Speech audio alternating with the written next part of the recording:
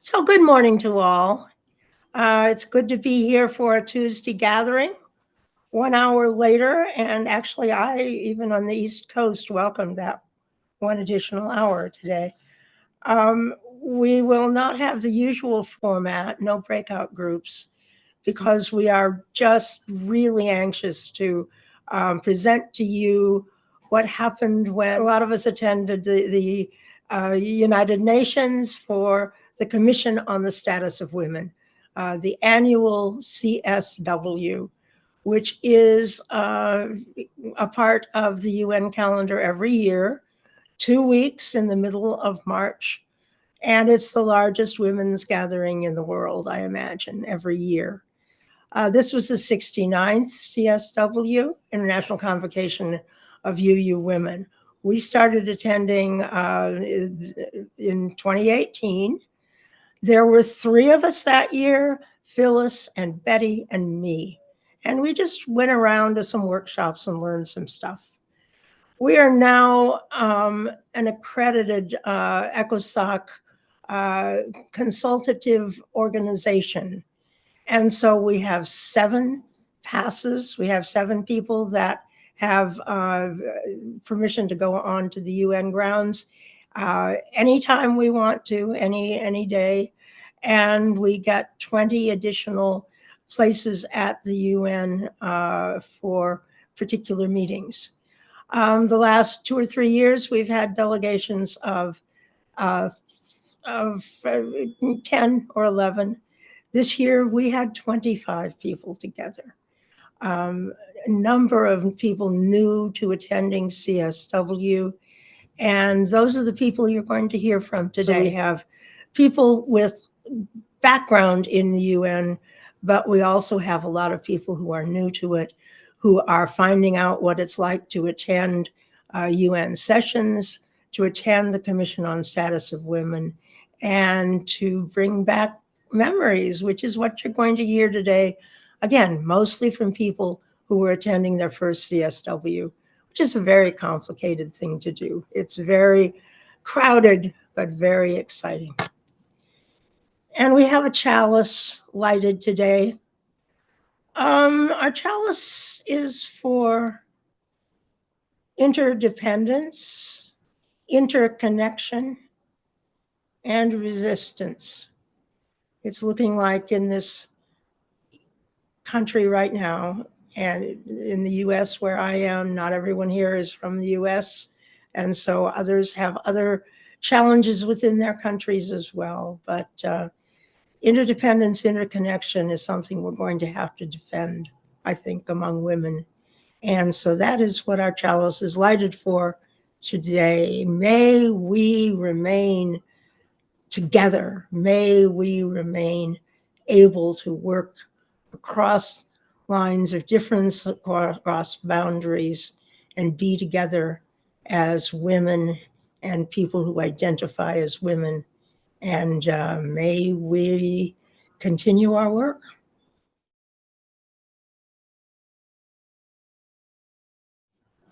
Each year, the CSW, the Commission on the Status of Women, has topics, and usually they're topics like rural women or education or things of that sort. This year, the topic was different. It was Beijing plus 30, because this was the 30th, this year is the 30th anniversary of the Beijing Accords, of the meeting in China, attended by many women. Most remembered is that Hillary Clinton was there, and she told us that women's rights are human rights, and that is 30 years ago. There's still a lot of work to do, and that was the mission of this conference, to talk about all that we still have to do. And I want to hand it on to Barbara Ginhart, who will be talking about Beijing plus 30 and her own impressions of CSW. This was the first year she attended. Barbara, take it away. Thank you, Carol. It's wonderful to be with everybody. I just want to say from the outset, I want to thank you to Julie Steinbeck, who really was a very critical person on this journey. There's two people I feel that led me besides being with our group. The other person is my Aunt Mary, who Julie knew. She was a member of the International Grail Organization and an active member of CSW. She had been involved with the work of serving women, from rural women in Ohio to Australia to Philadelphia, for close to 60 years. And I remember 30 years ago when she actually went to Beijing, not only did she attend, she went on what was called the Peace Train, the Women's International League for Peace and Freedom, sponsored this incredible train where there was 230 women and 10 men who came from all over the world, who started in Helsinki, Finland, and took a train for 3 weeks all the way to Beijing, and met with other women and did a lot of networking and important work along the way. And when I think about my journey, I would have never have thought 30 years ago necessarily that I would have been with all of you, many of you who are on the call. But to me, when I thought about these seeds that were planted, that my aunt not only talked with me and my dad about what this journey was about, and then she came back and talked about like these area concerns. It was very important. One that came out of Beijing, and when you think about it, 50,000 women were there, was this Beijing Declaration that looked at 12 strategic areas of concern, everywhere from, I'm going to list them: women in poverty, education and training of women, women in health, violence against women, women in armed conflict, women and the economy, women in power and decision-making, institutional mechanisms for the advancement of women, the human rights of women, women in the media, women and the environment, and the girl child. And they had subsets of what their objectives were. And this was pretty revolutionary, I think, at the time, to say, look at all these issues. How can we as countries, and they had formal meetings to adopt this. And that's really been the ongoing work of the UN, and I think for all of us here, to work on these issues. And when they had this workshop, actually a presentation on Friday the 14th, where to me this was the high point of CSW, when they had a workshop that was entitled 30 Years of the Beijing Platform for Action, Looking Back, Pushing Forward.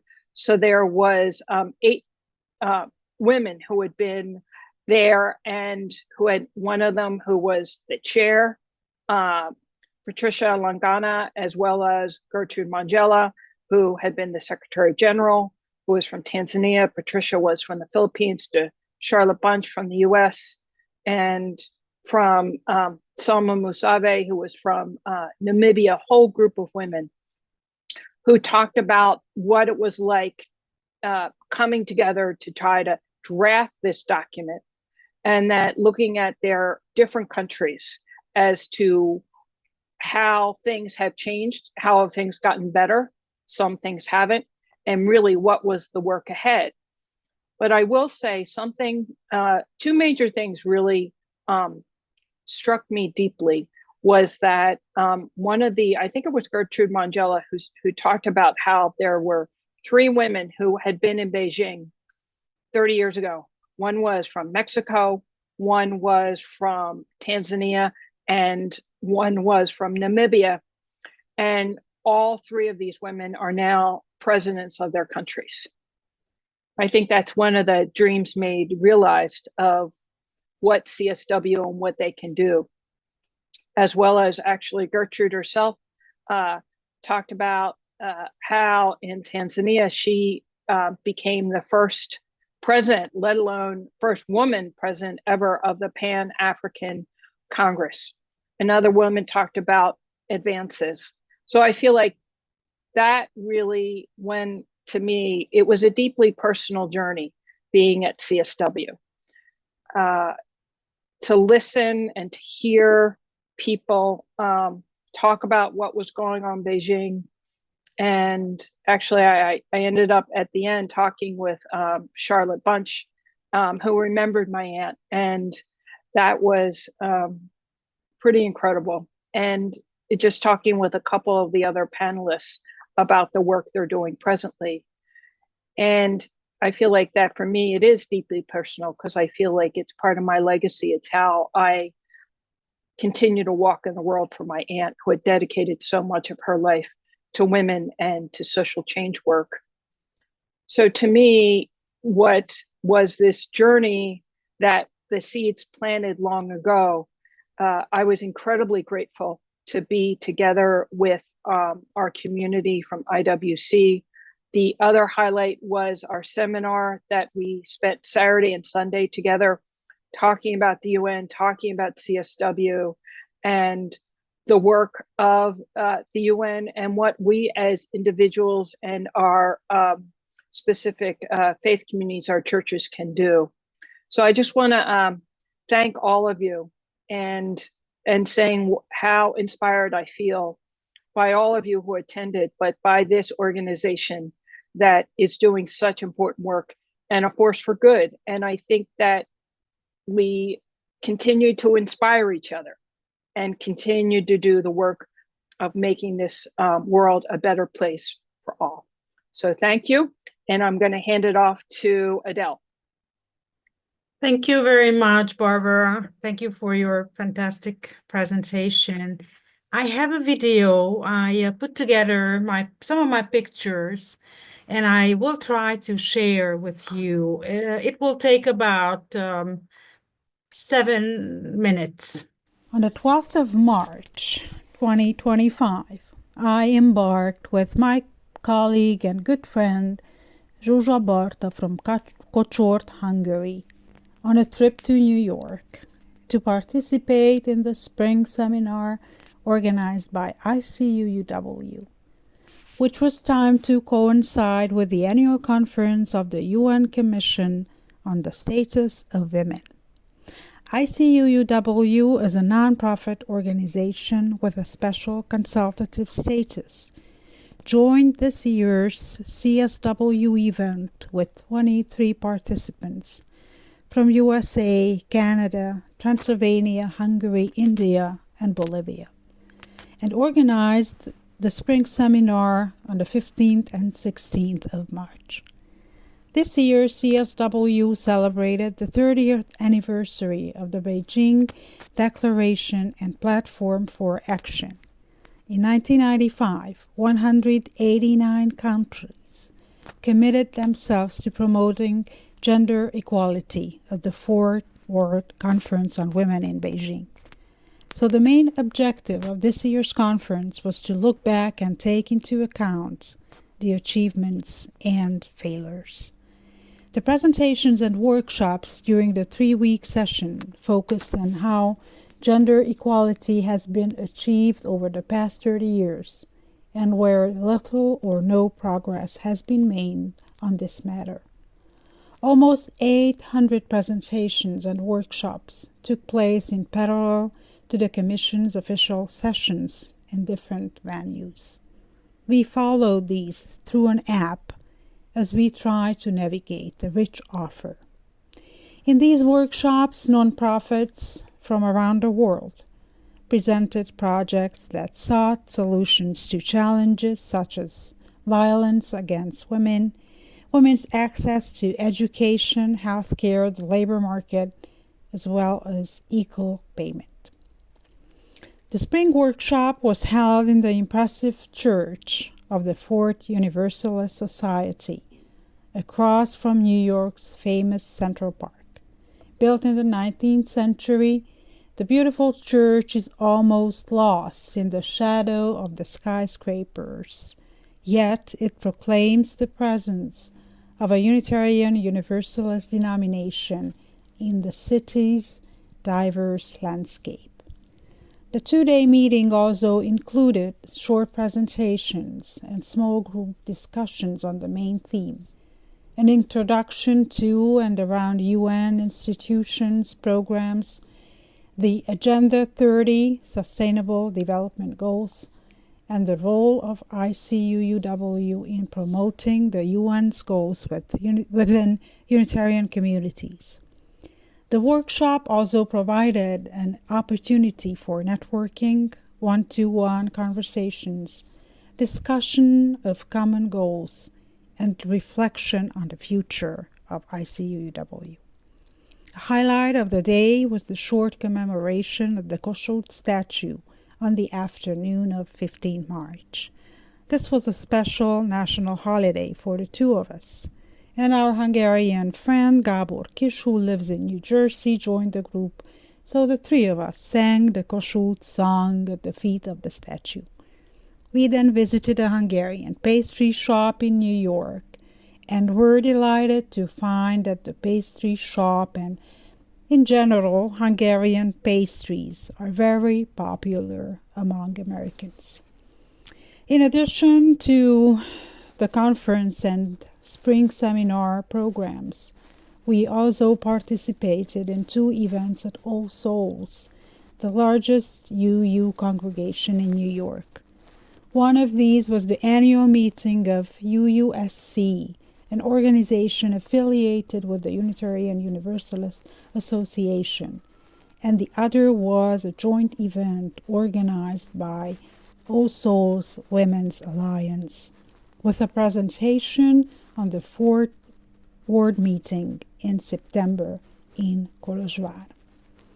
In addition to these programs, we also took some time to visit some of the sites of New York, as you can see on my pictures.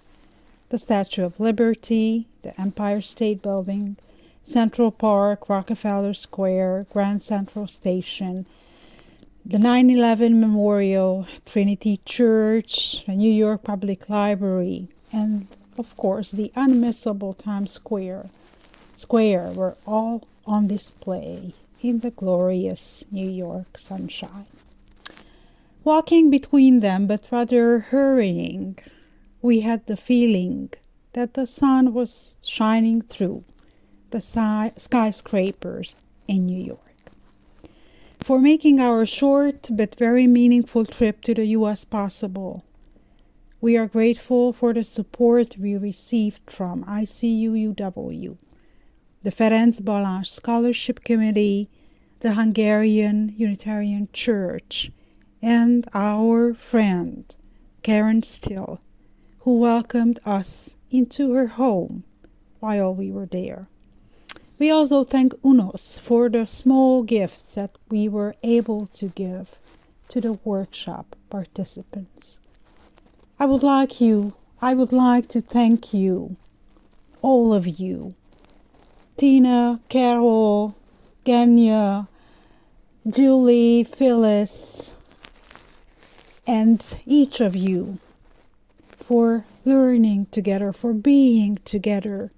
This was a rich experience for me and for both of us. It was inspiring and it was uplifting. And may we continue the good work to alleviate the suffering of others. Thank you. This was my video, my pictures that I took, and it was a really, really wonderful experience, both the spring seminar and the CSW, and ever since I came back, there's no day, but without reading something about the UN, about CSW, and things that I've learned from you. So I will now ask Zsuzsa to share about her experience.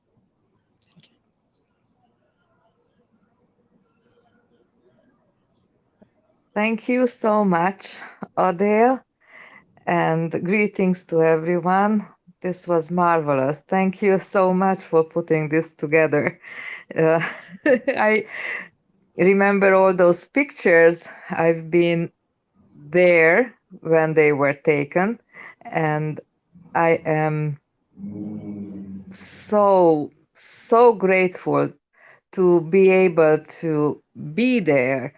I really do enjoy these Tuesday gatherings, but I think we all can agree that meeting together in person is so valuable, and I am so grateful for that.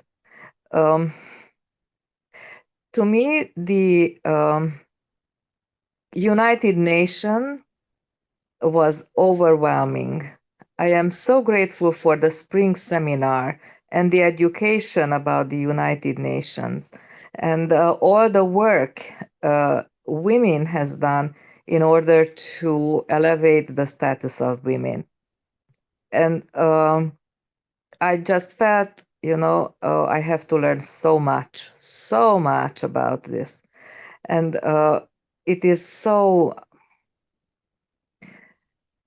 it's not only overwhelming, but it's also inspiring to do more and to do more. So I got home and, Adele and I, we were writing the reports and thanking to everyone who made this possible. And while I was doing that, I just started to receive invitations, to my hometown in Nagykároly for networking, and also to the different religious organizations, different churches invited me to talk about the United Nations and why is this so relevant.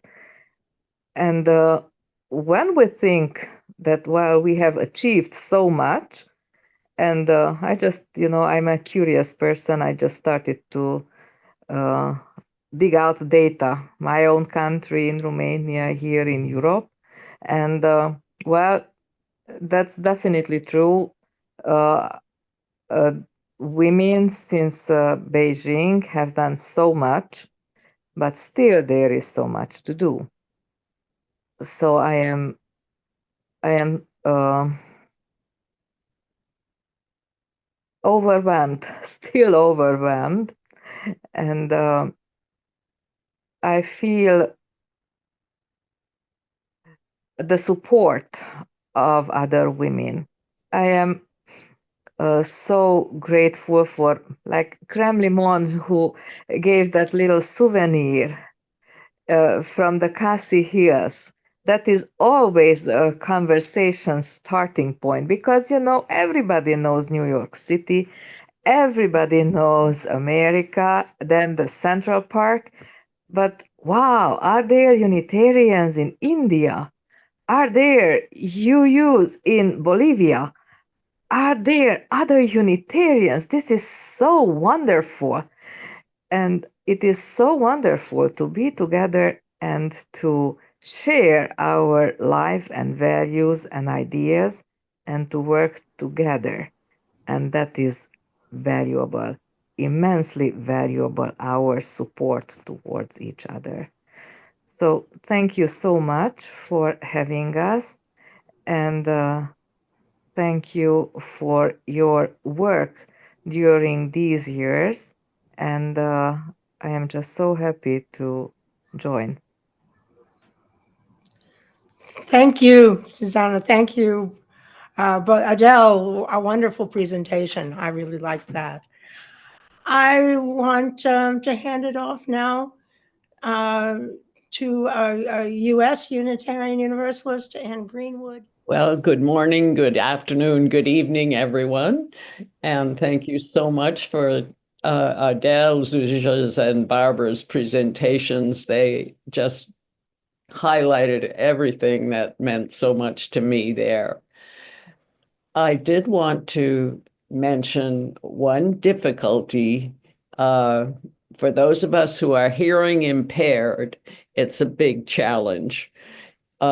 Meeting people in person in the small seminar we had on Saturday and Sunday was the best part for me because I could be with them, able to hear much better. The Also, they offered Zoom presentations of various events that happened, and I can put closed captions on those. But being in the seminars, in the small rooms where people are speaking with a microphone, is incredibly challenging. And so that just brought to life how much work there is to really be accessible to anyone who wants to take part in this kind of an event. I certainly encourage many people who want to try next year to do it. You also have a lot of walking that you can do in New York and learn about the subways and the taxis and the buses. So enjoy, and I hope that the rest of you who didn't go get inspired to try it out. Thank you very much. Thank you, Anne. It was really, really good to have you here and to meet with you in person. This was just wonderful to meet with so many people in person that we had been meeting with on Zoom in other contexts. Cream Lemon, would you like to share briefly what you remember, what impressed you on your first visit to a CSW? Very good morning, very good afternoon, and good evening. I'm very happy and overwhelmed with the experiences that I have had during the last few days in the in the spring seminar. 2 days in the spring seminar and only 1 day in the United Nations headquarters. But though I couldn't attend anymore because of the bereavement, but that has really made me open my eyes, because this was the first time for me to attend this type of program, and because of preoccupations, I could not attend from the very beginning. It would have been very, very good. I miss many things, but only the first time. So I just hope that I will be able to attend again in future, which it was really an enriched experience. But as Suzanne has already mentioned, what is very important for me is the get together of all the women whom I respect so much, whom I learn so much from them. During the online meetings, many a time I have had a challenge of not having the internet facilities, etc. But that was the very good time that we could meet each and everyone, and there, it really means so much to me, particularly during that time. Maureen, I must mention, Maureen Potter has gone out of her way to to make things at ease and make things peaceful. Though the other 2 days I could not attend any program anymore, but she had just sent the driver Badja with me to take me to the oceans, which it really meant so much to me, and I I just want to express my sincere gratitude to her. But before I go into, I just want to mention about the first day that I have attended in the CSW69. I could attend only with Anne. With Anne, I went with Anne, right, Anne? We went with Anne and Anik Reva. We attend two side events. One is the one is from 10 to 11, where we have one program that is from gender mainstreaming to feminist policy, that was from 10 a.m. to 11:15. In that program, program that we attend, three of us attend, they have a review, a woman's right in review 30 years after Beijing. And one of the presenter was Christina, the director of Women's from Spain. Here in her presentation, she had mentioned about the guarantee of rights of men and women in leadership and leadership position, and the reactions of the right to women in less than 30 years, which is have become in Spain. She mentioned that it has become law, and it is from March 8 that after the movement in the UN, that there has been equality of salary and protection of sexual and reproductive rights. So a decade of women, that was presented was it was still even after 30 years, it was still conservative and intimidating.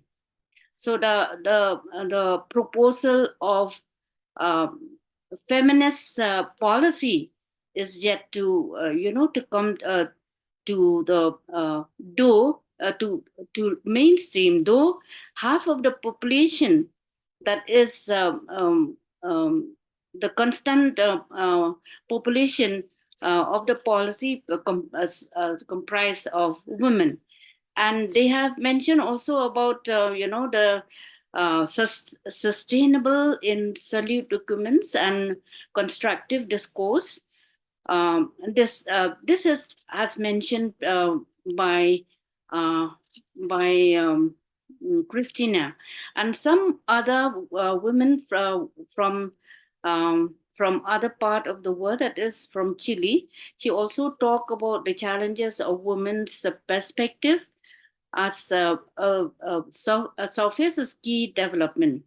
And to her, she mentioned about the right of women is still the question, and there are political points which yet to be taken as part of the strategic planning for feminist policy. And they have the comment has concentrated more on the levers than on the results. So the political space was so much on the labor society, and economically their job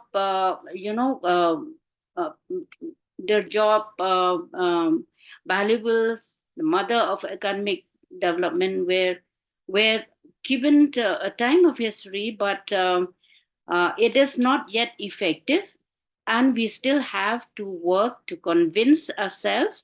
And though we have majority democracy, we limit ourselves to concept. That is what has been mentioned. And Grevilla also had mentioned about the economic policy which is lacking for feminist and feminist agenda. The economic situation which through globalization, which exploit inequality among women. And another participants, she talked about the UN system and give the history of the UN, where she mentioned about from 1948 Declaration of Human Rights, and at the local level development decays in 1960, 1980, CEDAW. Then she mentioned about the Social Summit, the Cairo Conference, MDGs. Initially, the basic is education and health, and 5 SDG, which has separate core on gender equality, civil society, and the UN. And whereas there were no analytical or no analysis of the economic system from from the gender justice, lens. So this is they have mentioned about CASA also, which is one presenter from CASA, which is the development of gender inequality, and how what will how will we promote gender equality. Francisco speak a bit about how to move the targets to action. After the Beijing Declaration recognized women's participation in environmental decision making and access to natural resources as critical for sustainable development. And the discussion focused on equitable access to marine resources, climate resilience, and leadership in ocean governance. In the presentation, which I didn't write about many of the presenter, but all of them, they drew the insights from the Commonwealth nations to home to over third of the world's coastal population. So these are the two presentations that I attended with Anne and Adekreva.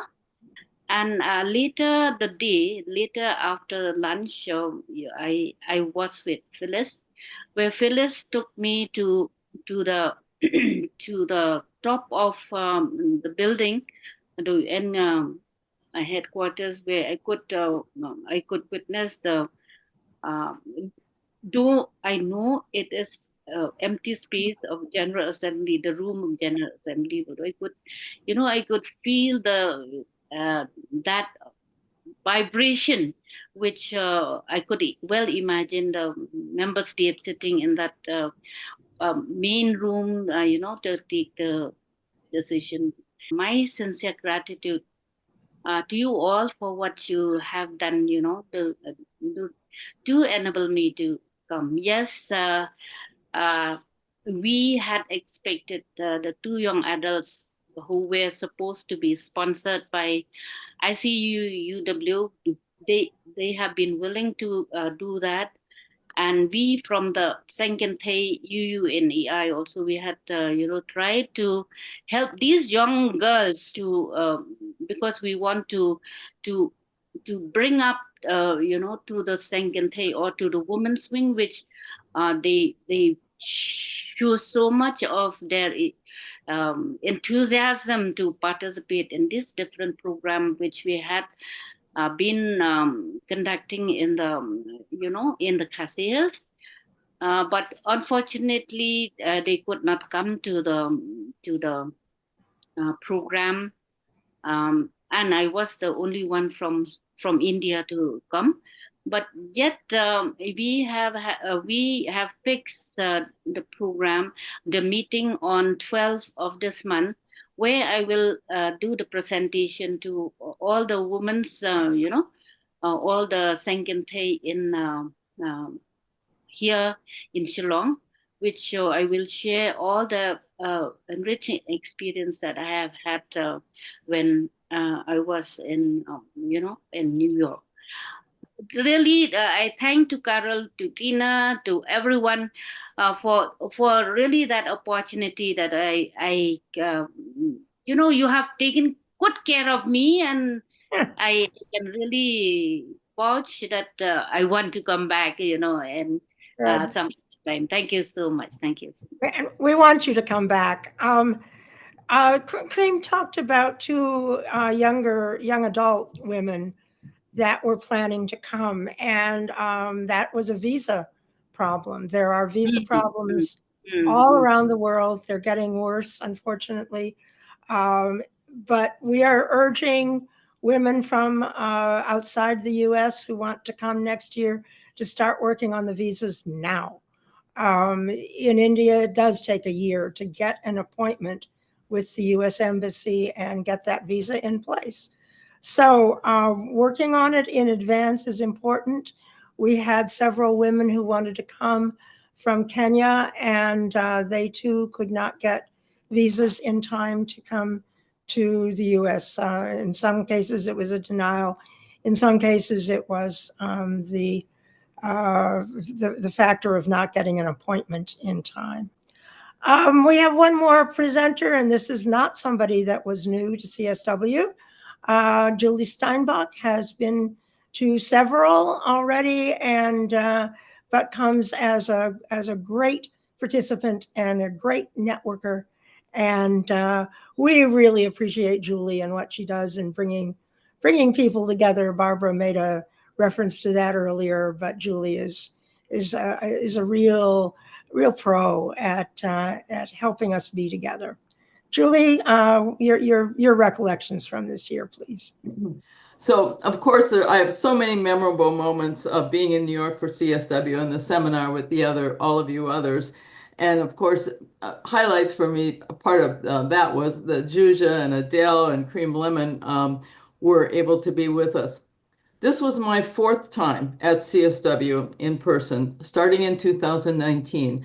The next year was COVID, which canceled everything. In fact, I had a plane ticket 3 days after everything was shut down. So that was the beginning of the end for me, CSW being canceled. The next 2 years, CSW was on virtual, which a number of us did participate in. It's not at all the same. And so then I was really delighted to be able to return 3 years ago and this year. And even after this amount of time, being there is simply overwhelming. You've heard that word already. It's always overwhelming. What has really helped is being there with ICUUW's delegation, where we're able to meet up, go to some sessions together, and then share about other sessions.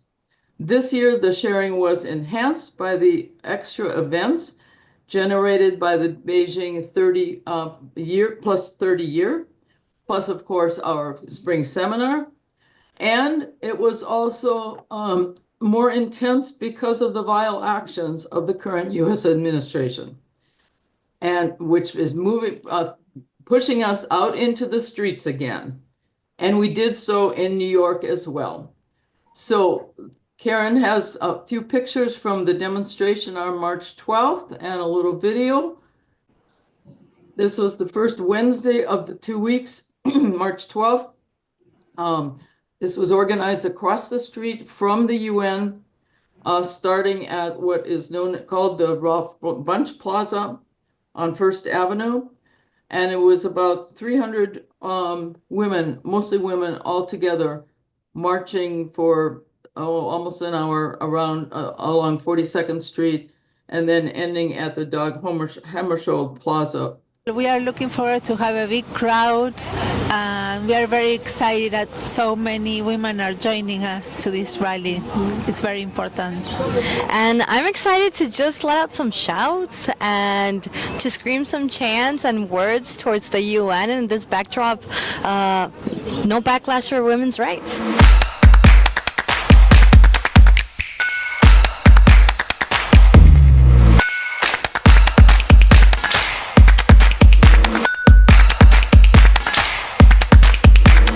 We we've seen progress on a lot of fronts, we're facing an incredible backlash against women's rights. So we chose the setting of the UN and this anniversary of Beijing to say that we will not accept the backlash and we won't go back, and that it's going to take a united front to keep moving forward on this agenda. Just raising voice, a collective voice, so that there should be no women leave behind, and women should be part of the decision-making procedures, and women should be part of the negotiations. We need to build more women leaderships, and we're just raising voice to have here a collective voice so that we can have our equal rights everywhere. Women are working hard behind the scene to support everybody, making things go smooth, making their families safe, making sure that everything is in place, even be the backbone of the community. When it comes to women issues, it's always behind and it's always put under the rugs.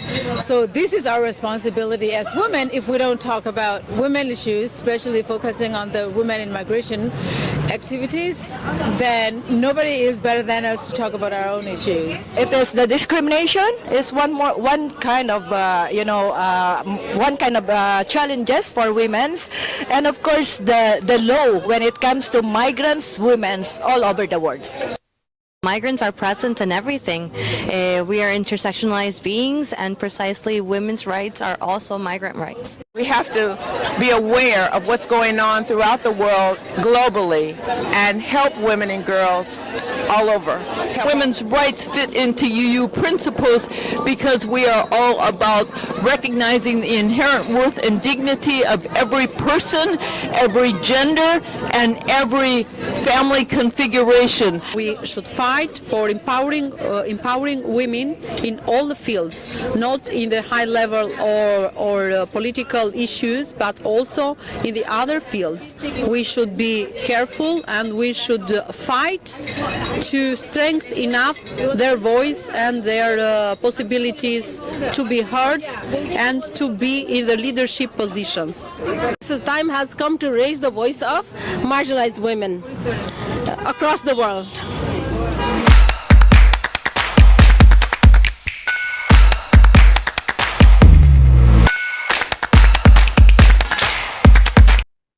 Okay, I just stumbled into being interviewed there by the UUSC folks who are putting together, and that's on their blog. Anyway, back to CSW itself and all the sessions. Since my modus operandi in life in general is networking and connecting, that's always my go-to strategy. In that category, my most memorable engagement this year was at the event held at the Ukrainian Institute, which was a panel including a young woman, Casey Harden, General Secretary of YWCA World. Because there are several retired YW executives at my retirement community, Pilgrim Place here in Claremont, I made a beeline for her after the session to ask her, "Do you know Mary Douglas?" "Of course, I grew up in the YWCA. She was my mentor." When I told Casey my organizational affiliation, she said, "I grew up UU." "Where?" "Maryland." So I said, "My pal here is from the Annapolis Church." "Phyllis Marsh? I remember her well and all her good leadership in some challenging situations at the church." So here we have a picture of Casey Harden with Phyllis and me. Casey will be in Los Angeles later this month with a Filipino YWCA activist. So we talked about them coming to Pilgrim Place for a women's meetup and presentation. So from the universal overwhelm to the personal connection, that was how it works for me. My other strategy for dealing with the overwhelm is to go the other way, from the personal to the universal. Specifically, a personal concern translated to a theme to follow. This year, that personal concern grew out of my travels to the UU communities of East Africa this past November. In meeting with women's groups and individuals in Kenya, Uganda, and Burundi, I heard a number of personal horror stories about domestic abuse and violence they've experienced, past tense and present. One story involved concern about losing her home because of the lack of property rights for the African women, a reality I'd first heard about at CSW a few years ago. So I sought out and chose sessions that addressed issues of gender-based violence in Africa. Every day at almost every time slot, there was at least one such session. Obviously, I couldn't attend them all. This one at the church center across the street from the UN was titled Charting New Paths for Gender Equality in Eastern Africa. I was particularly intrigued by one panelist's report on the work to change cultural norms. For example, the norm that it's okay if he hits me if I do something wrong, which is what one of the women in Burundi said. How hard is it to change these norms? But community involvement strategies do work, as long as they're sustained and reinforced, which of course is why we continue to gather, lobby, organize, and support each other. The other intriguing comment from this session was related to the concern about the long-term viability of the UN's location in New York, given the current political situation. Since one of the 3 other major UN offices in the world is in Nairobi, one attendee at this session called out, "Let's have CSW in Nairobi." Who knows? The world is changing. One last tale. At a side event featuring the Icelandic president, Hala Tomasdottir, she recounted the history of the day 50 years ago that all the women of Iceland went on strike. She was 6 years old at the time. She asked her mother, why? Her mother's answer, to show that we matter. To show that we matter. Which is why we continue to strategize, organize, and meet. Why we are here together as the International Convocation of Unitarian Universalist Women. Why we join with 6,493 other NGOs to consult and lobby at the UN. While relatively small in number so far, ICUUW is amplifying its impact by going to and coming back from the UN with renewed inspiration and resolve. I had some more troubles after the CSW, so I didn't get home until Sunday night. On the plane home, I was reading a book, It Happened on the Way to War, A Marine's Path to Peace, the memoir by the Rhode Island co-founder of CFK Africa, a major NGO in Kibera, the huge Nairobi slum of 700,000 population, where I visited last November and was impressed by the number of programs supporting women's and girls surviving and thriving. The organization's motto, here on the shirt they gave me, talent is universal, opportunity is not. That's what we're dealing with. Talent is universal, opportunity is not. The book's author, Ry Barcroft, a man, was inspired to pursue his humanitarian instincts by his mother, a sociology professor, from whom he also has inhaled and been continually motivated by the well-known words of that other sociologist, Margaret Mead. Never doubt, which he quoted a lot, and you've heard this before, never doubt that a small group of thoughtful, committed citizens can change the world. Indeed, it's the only thing that ever has. We've all heard these words. I was delighted to be reminded. I'm also deeply grateful to be part of this small group of thoughtful, committed women. As hard as it feels right now, we are changing the world together. Thank you. Thank you, Julie. Wonderful conclusion. Thanks to all. Beautiful job of bringing forward the ideas and thoughts that you had from CSW and from the spring seminar. Are there any quick questions? Okay, Ellen. It's not a question, as you can imagine. Folks, I am a former UU. It's a very long story why I'm officially not anymore, but I represent Veterans for Peace. It is international now, but it started in the US 40 years ago at the United Nations. And Carol and I came together at one of those parallel events years ago. And I have experience in New York and at the UN, so I helped guide folks and have since. It's fabulous to have connected with ICUUW. This year was especially wonderful with the meeting for 2 days before I could attend some of the official CSW. Yes, it's massive. Yes, it's overwhelming. Yes, getting visas is a problem. The younger, less formally employed people have a harder time getting visas because the US assumes they're sneaking in for economic reasons and are going to take advantage, blah, blah, blah. And yes, it's getting worse under Trump, but it's been bad. People always get denied visas. And the US promised when the UN was created, oh no, we won't get in the way of that, but they do. So all of that.